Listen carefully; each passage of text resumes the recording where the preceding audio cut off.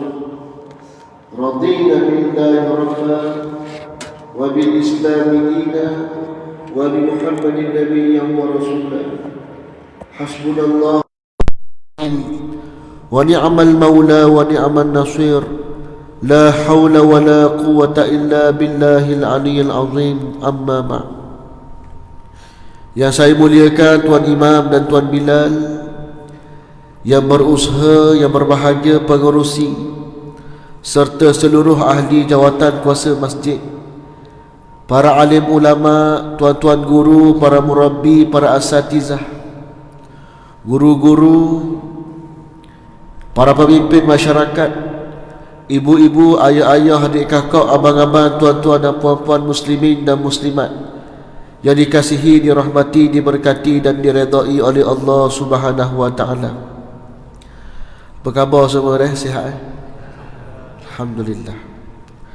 Pertamanya tuan-tuan dan puan-puan, marilah sama-sama kita meninggikan rasa syukur kita kepada Allah Subhanahu wa taala, kerana pada hari ini Allah Subhanahu wa taala masih lagi memberikan kita kehidupan. Dan dalam kita mengharungi kehidupan ini, kita masih lagi dikekalkan oleh Allah Subhanahu wa taala, masih lagi beriman kepada Allah Subhanahu wa taala, dan masih lagi beragama Islam. Ini satu nikmat yang perlu kita syukuri, yang perlu kita tinggikan syukur kepada Allah Subhanahu wa taala. Pejam celek kita dah berada pada 31 Disember 2022. Maknanya kita berada di hujung, di penamat cerita 2022. Ada orang sepanjang tahun 2022 ni cerita baik je, alhamdulillah. Ada orang cerita buruk je, tu pun alhamdulillah. Sebab apa? Dua-dua kena alhamdulillah, kena syukur, kerana baik ataupun buruk yang Allah berikan kepada kita, percayalah ianya baik untuk diri kita, untuk dunia dan akhirat kita. Maka bersempena dengan akhir tahun ini, dan kita bakal membuka lembaran baru pada esok hari, iaitu 1 Januari 2023. Sukalah saya nak memetik satu hadis Nabi SAW yang sering dibaca, yang popular, bahkan mungkin telah dihafal oleh tuan-tuan dan puan-puan. Tetapi kita mengambil juga intipati hadis ini. Moga-moga hadis ini memberikan kita semangat yang baru untuk menghadapi tahun 2023, iaitu hadis yang pertama dalam kitab Syarah Hadis Arba'in Imam An-Nawawi rahimahullahu ta'ala. Adim dia, hebatnya Imam Nawawi, dia meletakkan hadis ini hadis yang pertama. Dan ada beberapa lagi kitab beliau juga letak hadis ini hadis yang pertama. Dan bukan saja-saja Imam Nawawi rahimahullah ta'ala letak hadis ini hadis yang pertama, tetapi beliau mempunyai sebab yang kuat, yang perlu kita ambil pengajaran lah, insya-Allah. Maka marilah sama-sama kita mendengar hadis yang pertama, iaitu setiap amalan bermula daripada niat. Akhir tahun 2022 ni kita nak renung balik, muhasabah balik, setara mana niat kita dalam setiap amalan-amalan kita. Daripada kita bangun pagi sampailah kita tidur balik, daripada bulan Januari sampailah bulan Disember, bagaimana keadaan niat kita? Adakah kita konsisten istiqamah niat kerana Allah, ataupun ada dak amalan-amalan kita yang tergelincir, yang tersalah niat bukan kerana Allah? Maka tahun 2023 kita ingin pastikan, berazam, niat kita dalam perkara apa sahaja, mestilah kita niat kerana Allah Subhanahu wa ta'ala. Jadi kita jadikan hadis ni sebagai motivasi kita untuk menghadapi tahun baru, insya-Allah.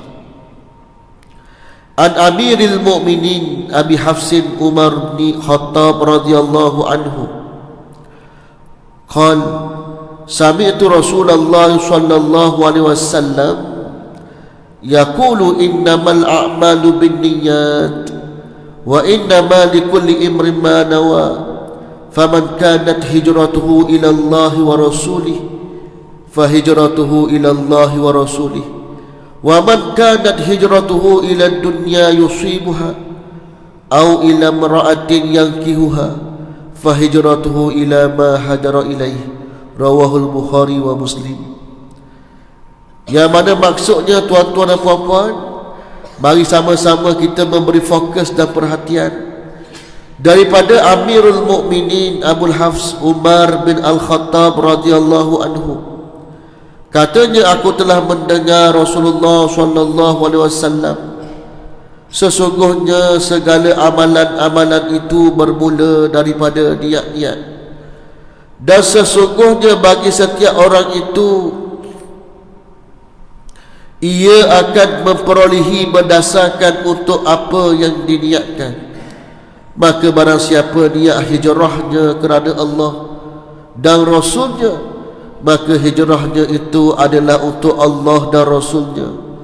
Dan barang siapa hijrahnya untuk maksud dunia, maka maksud itu akan terpenuhi. Atau kerana seorang wanita, maka dia akan mengahwininya. Oleh yang demikian, hijrahnya adalah berdasarkan apa maksud, kepada maksud apa hijrah itu dilakukan. Hadis riwayat Al-Bukhari dan Muslim. Bila kita sebut tentang niat, tentang tahun baru, tentang hijrah, maka menjadi satu fenomena. Kalau kita tengok di status WhatsApp, di Facebook, di TikTok, ramai yang kata okey, memandangkan masuk tahun baru, saya nak ada azam baru, matlamat baru, nak berubah, nak buat perubahan, nak jadi orang yang lebih baik, nak berhijrah, nak jadi hamba Allah yang lebih bertakwa, kan? Maka sesiapa yang ada azam sedemikian, hak ada dalam masjid ataupun di luar sana, hak mana ada cita-cita sedemikian, okey, tahun depan aku nak betul benda hak kena betul, hak kena baiki aku baiki, nak jadi lebih baik. Kalau ayah nak jadi ayah yang lebih misali, kalau mak yang lebih misali, suami isteri yang lebih berkasih sayang, anak-anak yang lebih taat kepada mak ayah, seorang pelajar yang lebih rajin belajar, seorang pekerja lebih amanah, seorang pemimpin lebih berwibawa dan berintegriti. Ada saja cita-cita dan impian. Maka kalau kita juga tergolong dalam golongan yang ingin berhijrah, ingin membuat perubahan pada tahun hadapan, maka hadis ini hadis yang sangat cantik untuk kita jadikan sebagai sumber motivasi, sumber panduan kita. Sebelum tu marilah kita tengok apakah kepentingan hadis yang baru kita dengar sebentar tadi. Kata ulama, sesungguhnya hadis ini adalah daripada kalangan hadis-hadis yang penting, yang merupakan paksi agama Islam. Ia merupakan usul agama dan padanya bersandar kebanyakan hukum hakam agama Islam. Ini jelas daripada perkataan alim ulama mengenainya. Maka hadis yang baru kita dengar merupakan hadis yang sangat penting dalam agama Islam, dan ia merupakan paksi kepada agama Islam, paksi utama dalam agama Islam. Sebagai contoh saya sebut, bila kita bercakap tentang niat, contoh tadi kita sembahyang, kita sembahyang fardu maghrib, kita mandi wajib, comel dah.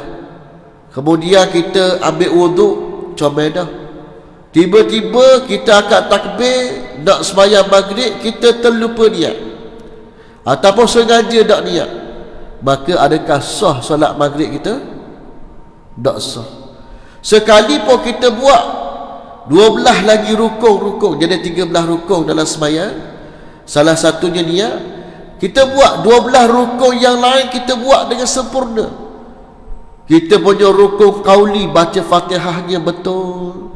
Rukun fi'li, cara rukuknya betul, sujudnya betul, khusyuk pula tu.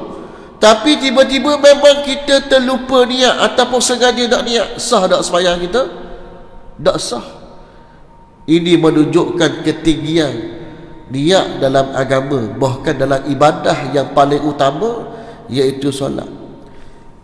Maka ulama bagi tahu, bagi kita tengok apakah kata-kata alim ulama berkaitan dengan hadis ini.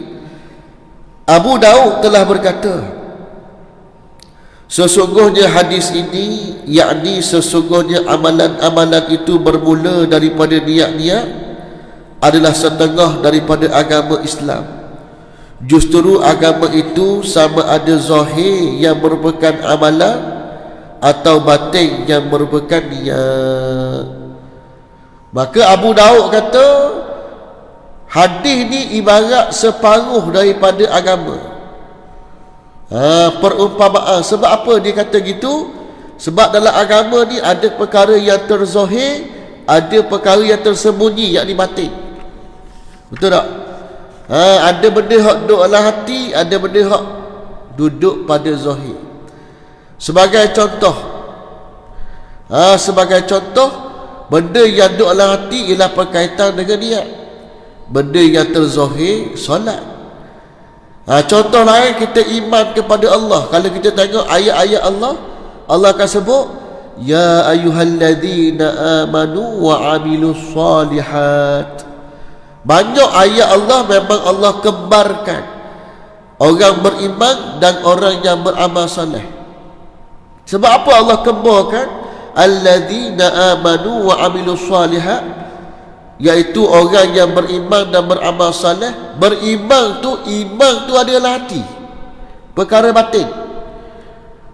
Iman kita, pegangan kita, i'tiqad kita kepada Allah berada di dalam hati kita. Keyakinan kita dalam hati. Dan pembuktian iman, pembuktian iman mesti melalui amalan soleh wa amilus salihat, iaitu dengan solat, dengan puasa, dengan zakat, dengan buat baik, dengan apa sahaja amalan-amalan yang soleh. Maka itu kata Abu Daud, seperti separuh, setengah daripada agama. Al-Imam Ahmad Asy-Syafi'i telah berkata, masuk ke dalam hadis ini, yakni sesungguhnya amalan-amalan itu bermula daripada niat-niat, sepertiga daripada ilmu. Adapun sebab yang demikian itu adalah sesungguhnya pekerjaan seseorang hamba itu terjadi daripada 3 galur, iaitu dengan hatinya, lidahnya, anggota-anggotanya. Maka ada pun niat itu dengan hati adalah merupakan salah satu daripada ketiga-tiga bahagian ini. Kata Imam Ahmad dan Imam Syafi'i, bukan barang-barang ulama ni, Imam mazhab. Kata Imam Ahmad dan Imam Syafi'i, hadis innamal a'malu binniyat ini seperti 1/3 daripada cabang ilmu. Sebab dalam kita belajar, yang pertama ada yang berkaitan dengan hati, yang kedua ada berkaitan dengan lidah, lisan, yang ketiga ada berkaitan dengan anggota badan. Yang kita belajarkan tasdiqu bil qalbi wal iqrar bil lisan wal amalu bil jawarih. Kan? Kalau iman kita ni yang pertama mesti dalam hati, meyakini dengan hati dan diucap dengan lisan, syahadah, dan dibuktikan dengan amalan solat. Contoh. Maka ada ilmu berkaitan hati, ilmu berkaitan lisan, dan ilmu berkaitan dengan amalan. Maka kata Imam Ahmad dan Imam Syafi'i, hadis ini termasuk dalam satu cabang daripada 3 cabang ilmu. Besarnya kedudukan hadis innamal a'malu binniyat. Al-Imam Nawawi telah memulakan ketiga-tiga kitabnya. Hak saya sebut mula-mula tadi. Al-Imam Nawawi telah memulakan ketiga-tiga kitabnya dengan hadis ini. Kitab apa tuan-tuan? Yang pertama kitab Riyadhus Shalihin, kitab Al-Azkar dan kitab Arba'in Hadis An-Nawawi. Jadi 3 kitab ni kita belajar dah kan.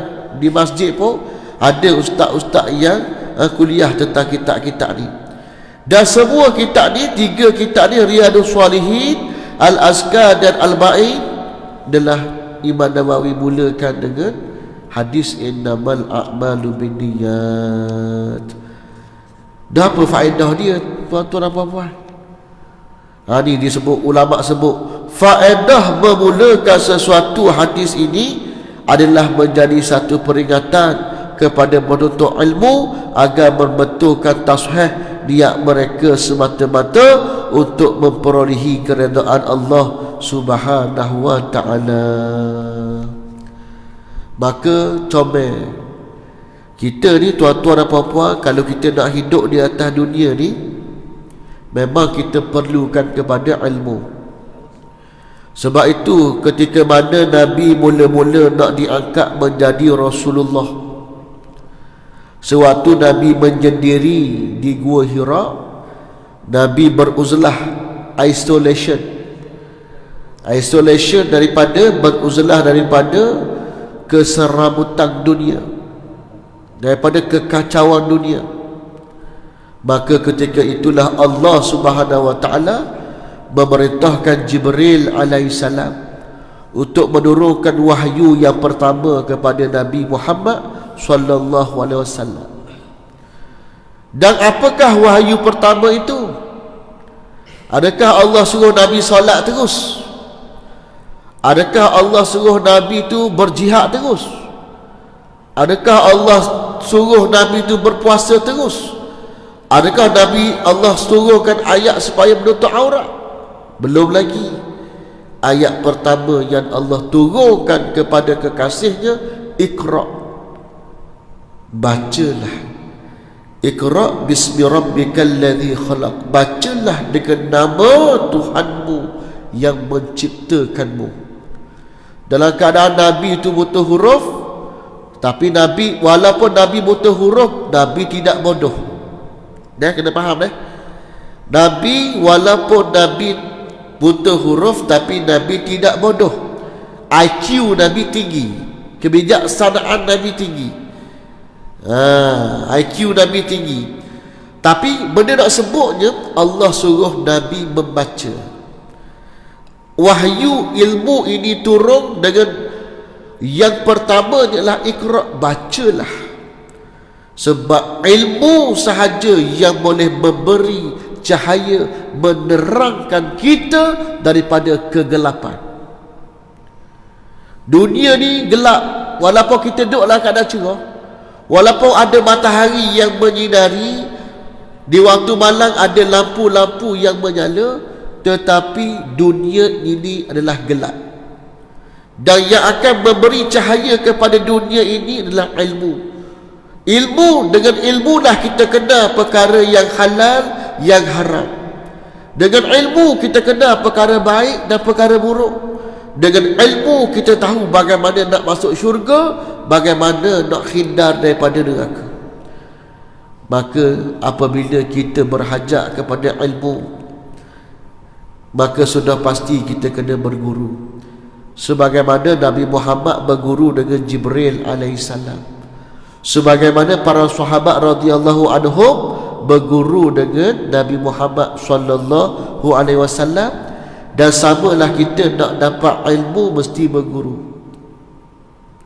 Dan bila kita berguru, nak belajar jadi penuntut ilmu, maka kalau kita tengok Imam Nawawi meletakkan hadis yang pertama dalam 3 kitab beliau adalah hadis innamal a'malu binniyat, sesungguhnya setiap amalan-amalan itu bergantung kepada niat-niat. Sebab apa? Nak bagi tahu, wahai penuntut ilmu, tak kira lah budak-budak ke, orang dewasa ke, orang berusia, wahai orang yang nak belajar ilmu, wahai penuntut ilmu, tuntutlah ilmu kerana Allah.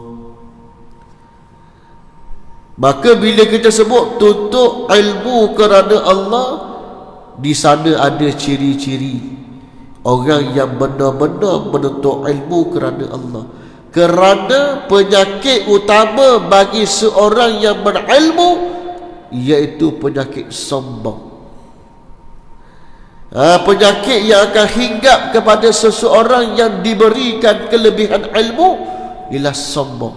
Dia mula anggap orang lain ni komang sepanda. Dia mula anggap orang lain ni level bawah. Dia mula anggap orang lain ni, orang kata apa, biasa-biasa. Itu penyakit. Hati-hati deh. Hati-hati. Ini terjadi kepada orang yang menuntut ilmu. Bila dia dah lama ngaji, dia belajar banyak kitab, dia belajar dengan banyak tok-tok guru, syekh-syekh, maka dia rasa dia orang alim. Bila dia rasa dia orang alim, mula dia memandang orang dengan pandangan-pandangan yang merendah-rendahkan. Hati-hati. Sebab ilmu itu cahaya, dan cahaya tak akan boleh duduk dalam hati yang rosak. Dan ilmu itu boleh jadi manfaat, dan ilmu boleh melaknat kita. Bagaimana ilmu akan jadi manfaat? Bila kita menerima ilmu, kita beramal dan kita ajar balik, dan orang yang belajar dia mengamalkan, insya-Allah ilmu tu akan memberi manfaat di dunia dan akhirat. Tetapi kalau kita belajar ilmu, kita tidak beramal, bahkan kita sombong, maka ilmu yang kita ada dalam dada akan melaknat kita di hari akhirat. Maka kita kena hati-hati deh. Sebab tu kita kena betul niat. Saya pesan kepada diri saya, di masjid kita ni macam-macam jenis asatizah. Ada muda, ada tua, ada yang biasa, ada yang luar biasa, ada terkenal, ada tak terkenal. Jangan pilih bulu lah. Jangan pilih bulu. Jangan kita, oh dia ni dak ngajar, dak payah pergi lah. Oh dia sedap ngajar, kita pergi. Oh dia ni tak ada follower, dak payah pergi. Dia ada follower, kita pergi. Jangan. Situ salah dah niat kita. Sebab sesiapa saja yang hadir ke meja kuliah ni sudah pasti dia nak memberikan manfaat, nak memberikan kebaikan. Dan bila dia nak memberikan kebaikan dan manfaat, kita kena ambil.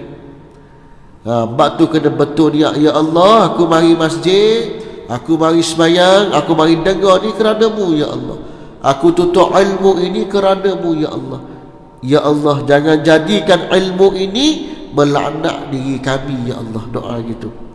Sebab bahaya sangat. Kita tengok hari ni, minta maaf saya sebut kita tengok baru ni macam mana di media sosial.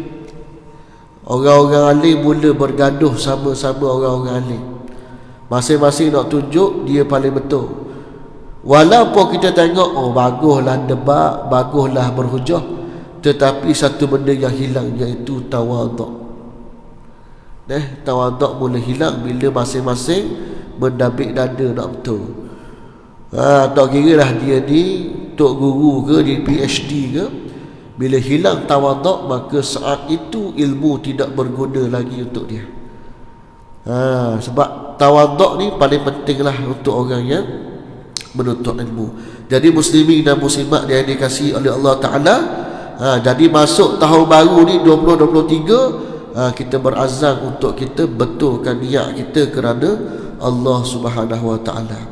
Maka inilah saya memetik satu benda, satu benda yang saya nak kongsikan pada tuan-tuan dan puan-puan. Pernah dengar tak lagu ni? Saya pun lupa kok. Tadi jadi dah sikit, nak jadi pula kali lagi. Lupa-lupa ingat gitu lah lagu. Menharungi samudra kehidupan, kita ibarat para pengembara.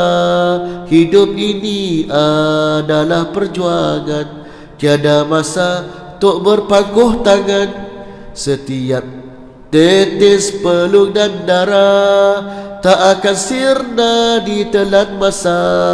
Segoris luka di jalan Allah kan menjadi saksi pengembara. Bukan hak tu nak suruh highlight. Hak ni lepas ni.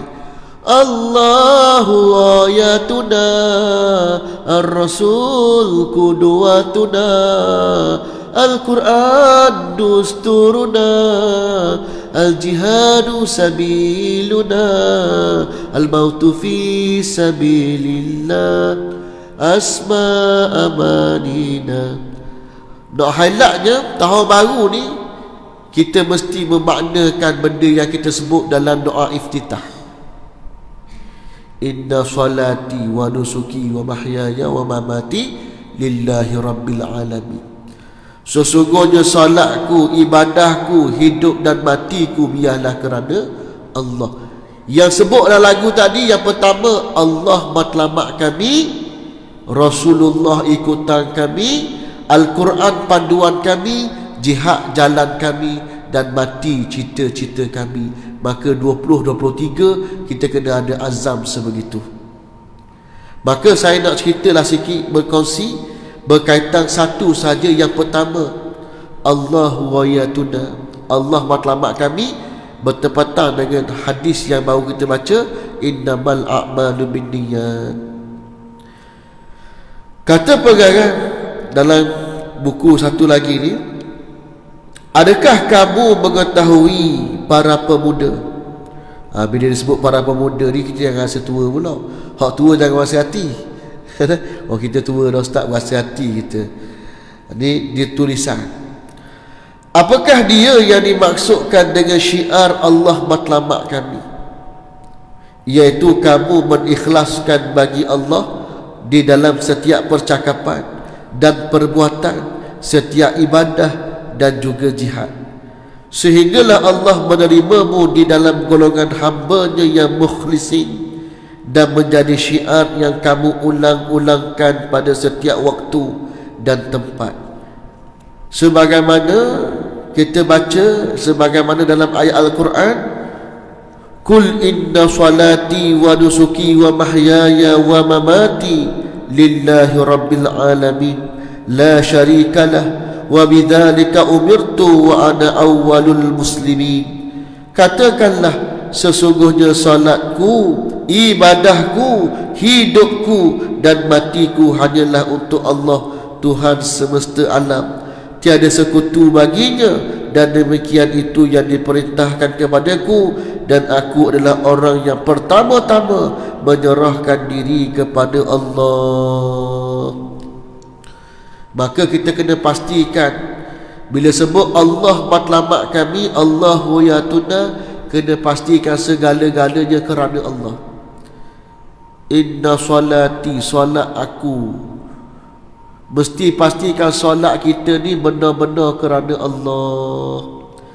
Sebab apa pesanan itu dibuat? Kerana ada juga orang solat bukan kerana Allah. Dia solat kerana nak menunjuk-nunjuk. Dia solat nak memberitahu, weh manusia, mu tengok ni, aku ni orang rajin sembahyang. Weh manusia, mu tengok ni, aku ni orang yang tak pernah tinggal sembahyang. Dia tertipu dengan tipuan iblis, laknatullahi alaih. Dia sangka tengah melakukan ketaatan, tetapi sebenarnya dia sedang menipu dirinya sendiri. Dan akhirnya amalan tersebut tidak lagi kerana Allah, menjadi kerana makhluk, kerana manusia. Wa iyyazabillah, minta jauh. Maka biarlah segala amal ibadah kita ni kerana Allah Subhanahu wa ta'ala. Orang tanya, nak ustaz macam mana ustaz? Nak bagi solat kita, baca Quran kita, sedekah kita, puasa kita ni biar kita buat kerana Allah, bukan kerana makhluk. Nak buat kerana ustaz, nak bagi betul-betul kerana Allah? Jawapannya, kita mesti buat tazkiyatun nafs, mesti buat penyucian hati. Sebab apa? Kalau kita ni hari-hari duk hadap dengan dunia, mula bangun tidur tengok dunia, dengar perkara dunia, cakap perkara dunia, bagaimana hati kita nak diisi dengan Allah? Sungguh saya kata, kadang-kadang kita nak sembahyang, sebelum sembahyang tu teringat-ingat cerita yang kita tengok tadi. Pernah tak rasa gitu? Kita tengok cerita, tak nak sembahyang teringat cerita, apa dia buat gitu ke heroin? Dia kata, apa hero buat gitu ke heroin? Tak patut hero buat gitu. Dia mari telitah. Betul tak? Kadang-kadang tengah akad takbir, Allahu Akbar, tengah baca Al-Fatihah, Alhamdulillahi Rabbil Alamin, Ar-Rahmanir Rahim. Suara sengau sekali, dos sebab. Tengah-tengah baca Al-Fatihah, boleh lagi bagi lagu lain. Lagu benda. Lagu benda. Sikok bagi dua. Sebab apa? Tengok TikTok. Asmara dilanda angin curiga. Duk mari Sebab apa? Belum sembahyang tu tengok TikTok. Sebab apa? Sebab kita dah letak dunia dalam hati kita, maka payah. Sebab tu kita kena buat tazkiyatun nafsi. Kita mesti buat penyucian jiwa. Nak dapat kekhusyukan ni, kata guru saya, sama-sama kita beringat pesanan untuk diri saya dan tuan-tuan dan puan-puan. Kata guru saya, antara cara nak mendatangkan kekhusyukan selain daripada kita mengetahui makna, mengetahui makna dalam bacaan kita ni satu bonus akan menghadirkan khusyuk. Selain daripada tu, kata guru saya, bukan setakat menjaga waktu sembahyang, kena jaga sebelum dan selepas sembahyang. Sebelum maksudnya, pastikan sebelum sembahyang tu jangan ada perkara-perkara yang lalai dan leka yang kita buat. Sebab apa? Dia akan masuk dalam sembahyang. Dan lepas sembahyang jangan terus buat perkara lalai dan leka. Dia lepas sembahyang terus tengok cerita Bollywood. Dan Assalamualaikum warahmatullahi. Baru habis sembahyang, baru habis mengabdikan diri pada Allah, buka TV tengok Bollywood, lagu lagu kush hotahe, habis dapat aurat perempuan. Jadi tak comel. Jadi itu kata guru saya dulu lah waktu saya belajar, samping jaga semasa solat, jaga juga sebelum dan selepas solat. Itu nak sebutnya penyucian jiwa boleh kita buat dengan kita sentiasa berzikir kepada Allah Subhanahu wa taala. Kena zikir semua kepada Allah Taala, kena berselawat kepada Nabi sallallahu alaihi wasallam. Saya nak tengok satu benda je, satu benchmark. Minta maaf lah, bukan nak setuju ke saya. Nak tengok kita ni bagaimana gambaran hati kita ni. Cukup apabila kita melatah ataupun terkejut. Saya minta maaf, mungkin ada otak setuju ke saya, tapi saya buat satu kajian, tengok mana-mana orang begitulah. Bila dia melatah ataupun terkejut, biasa kan langgar sepak batu, kapau, sakit tak sepak batu, maka benda yang keluar daripada mulut. Ada orang keluar babi, beruk. Lebih dahsyat lagi, sebut kemaluan lelaki, kemaluan perempuan, lagi dahsyat tu. Pernah dengar ada orang sepak batu sebut? Kita dengar sama. Kita kadang-kadang gelap kepala, Allah, tubik gitu kejut kita, tubik benda tu. Manakala orang yang tubik, kadang-kadang tubik Allahu Akbar, Subhanallah, maka Alhamdulillah. Maka sebenarnya apa yang tubik dalam mulut dan di mulut kita tu merupakan cerminan hati kita. Kalau kita ni, mulut kita, lidah kita ni, kalau sentiasa zikir, sentiasa selawat, sentiasa baca Al-Quran, dan sentiasa cakap benda baik. Selain zikir, selain selawat, satu lagi saya tambah, sentiasa cakap benda baik. Tak cakap hak orang, tak ngopak orang, tak buka aib orang, tak fitnah orang. Dia jaga mulut dia, maka insya-Allah dia kejut, dia melatah, dia tak akan keluar perkataan-perkataan yang kesak, kata-perkataan yang keji, yang memalukan. Tapi kalau memang mulut dia ni jenis kata korang, jenis maki hamu, jenis kata smash, orang kata mulut laser, zikir pun malah, maka sudah pasti yang keluar daripada mulut dia tu benda yang dia lazimi dalam kehidupan. Jadi hati-hatilah. Malu kita kalau tubik nak benda-benda hak memalukan. Jadi hati-hatilah. Sebab mulut kita ni merupakan cerminan daripada hati kita yang kita bersih. Maka kena banyak-banyak zikir, banyak cuci hati, barulah kita boleh buat segala amalan kerana Allah. Sebab apa saya kata gitu?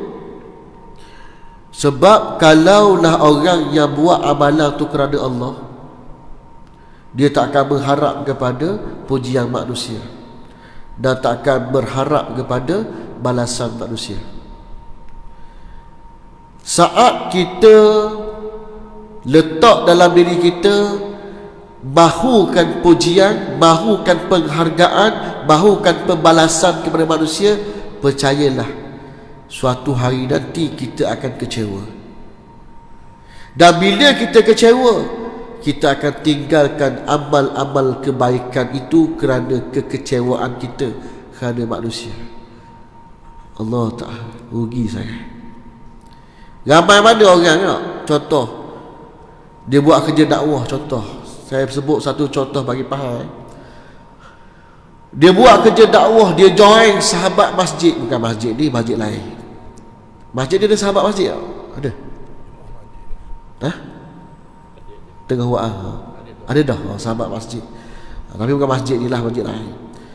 Dia join sahabat masjid, segala aktiviti masjid dia join. Dia jadi ahli jawatan kuasa, dia jadi sukarelawan. Konsisten 2 tahun, 3 tahun, masuk tahun keempat. Dulu tahun 1, tahun 2 orang puji dia, orang hargai dia. Tiba-tiba bila dah tua ni, masuk orang baru pula. Orang baru pula lebih baik daripada dia. Orang tak puji dah dia, orang tak hargai dah dia. Maka dia pun mula rasa, orang tak cara dah aku, orang tak puji dah aku, orang tak hargai aku. Dia mula rasa kecewa. Dah slow-slow dia meninggalkan gerak kerja dakwah. Slow-slow dah join sahabat masjid. Slow-slow dah mari masjid. Akhirnya dia meninggalkan perkara baik kerana kekecewaan kerana manusia. Rugi tak? Rugi. Sangat rugi. Kalau kita buat kerana Allah, biarlah manusia puji ke tak puji, manusia hargai ke tak hargai, manusia memberi pembalasan ke tidak. Kalau kita buat kerana Allah, kita tidak akan kecewa. Bahkan kita akan sentiasa istiqamah dengan kebaikan dan kita menggandakan satu kebaikan. Saya suka dengar satu benda baru ni. Saya pergi satu seminar, sikit lagi boleh tak? Saya pergi satu seminar, dan antara salah seorang speaker ni penceramah, founder kepada Toyib Pay. Ada tak orang guna Toyib Pay? Kalau kita nak beli sesuatu, nak bayar sesuatu, bila kita nak buat transaksi kan ada perantaraan kan, nak bawa pembayaran kan, ada perantaraan tu, transaksi tu. Maka founder tu dia cerita satu benda, Toyib Pay. Akan ada pengguna dia sini, Toyib Pay. Dan apa yang istimewa dia kata, dia beri percuma kepada masjid dan juga NGO. Kalau masjid tak ada lagi sistem transaksi tu, boleh tanya dia. Dan transaksi tu walaupun dia bagi percuma kepada masjid dan NGO, dia tetap kena bayar pada bank sebab ada proses transaksi. Mesti tetap kena bayar 200,000. Tapi dia buat secara percuma. Itu CSR dia. Dia buat kerana apa? Bila tanya kenapa buat gitu, dia kata saya buat kerana Allah, nak dapat redha Allah, dan saya nak buat kebaikan. Oleh kerana tu orang tanya dia kenapa buat Toyib. Nama Toyib kan bahasa Arab. Bahasa Arab kan kadang-kadang orang anti, orang macam fobia kan. Toyib, nama pula Toyib. Orang tanya buat apa buat nama Toyib. Dia kata sebab maksud Toyib ni baik. Lihat bagaimana dia yakin dengan perkataan Arab, perkataan Toyib ni baik, dan dia yakin dengan Allah Ta'ala. Dia kata bila mana orang sebut Toyib Pay, orang doa baik. Jadi baik sungguh.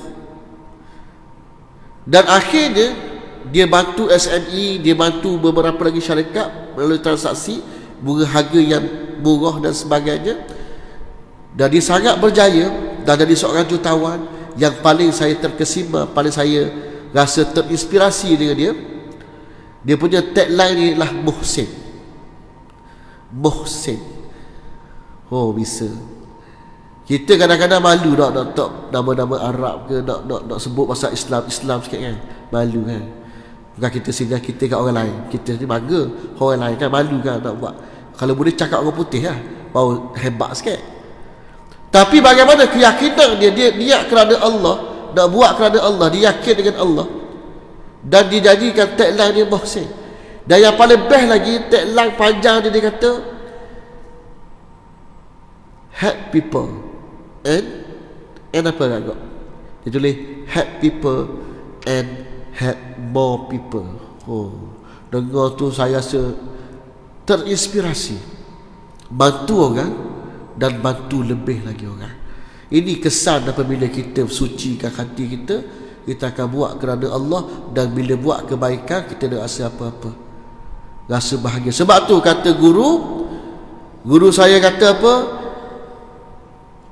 antara ciri orang yang benar-benar ikhlas memberi, contoh dia ada duit, dia bantu orang tu, contoh 10,000, dia beri orang tu 10,000, dia bantu orang tu 10,000, dia rasa perasaannya macam dia yang diberi 10,000. Itu tanda orang ikhlas. Kita agak-agak boleh rasa gitu. Kita ambil contoh, tiba-tiba ada seorang, katakanlah Syekh kita ni, Syekh Rafandi kita bagi saya, Ustaz Rafandi bagi saya 10,000. Saya rasa gembira, ya Allah, 10,000 boleh beli iPhone 14. Katakanlah, tak rasa best, seronok saya rasa. Kalaulah Ustaz Rafandi boleh rasa gitu, itu antara tanda kita benar-benar buat kerana Allah. Tapi payah tu, payah kan.